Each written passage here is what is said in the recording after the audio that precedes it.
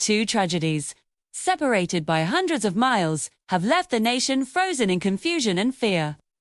In a quiet, small-town courtroom, Linda Ray, a 36-year-old mother, sits completely still before the judge.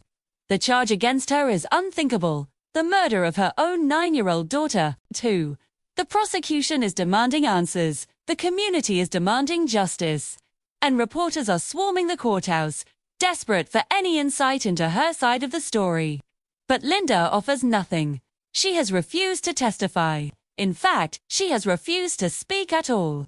When the police first tried to question her, she whispered just one cryptic sentence: "You Dante know what you're re-looking for." Those were the last words anyone heard from her.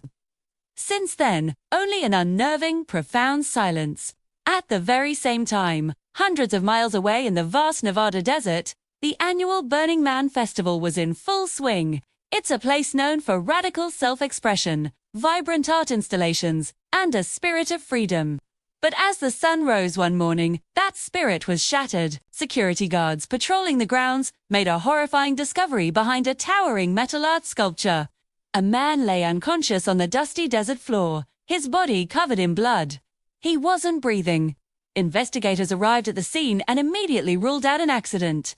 The wounds were deliberate, inflicted with brutal intent. Someone had attacked him during the night, a time when the desert was alive, with pulsing music and a kaleidoscope of lights. How could such a violent act go unnoticed amidst thousands of people? His wallet was gone and his phone was smashed to pieces, but it didn't take long for authorities to confirm his identity. And this is where the story takes a shocking, dark turn. The man in the desert was Linda Ray's boyfriend.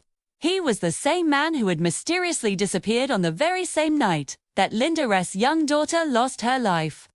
Suddenly, these two cases, once entirely separate and worlds apart, became terrifyingly intertwined.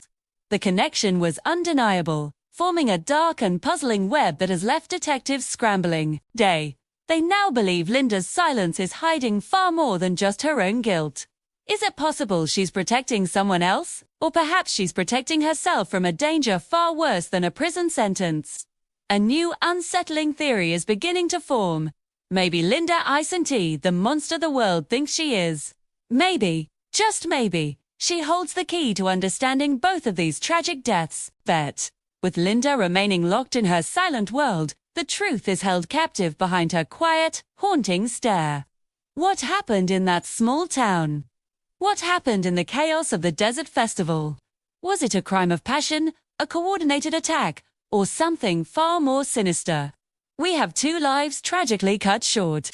Two families completely destroyed by grief and unanswered questions. Not at the center of it all, one woman who refuses to utter a single word. As each day passes, the mystery only grows darker, the silence more deafening. What secrets is Linda Ray hiding? And will we ever learn the truth about what happened on that fateful night? What do you think is really going on here?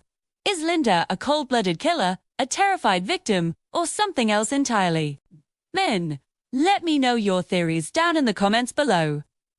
And if you find these kinds of deep-dive mysteries as fascinating as I do, make sure to hit that like button and subscribe so you don't miss our next investigation.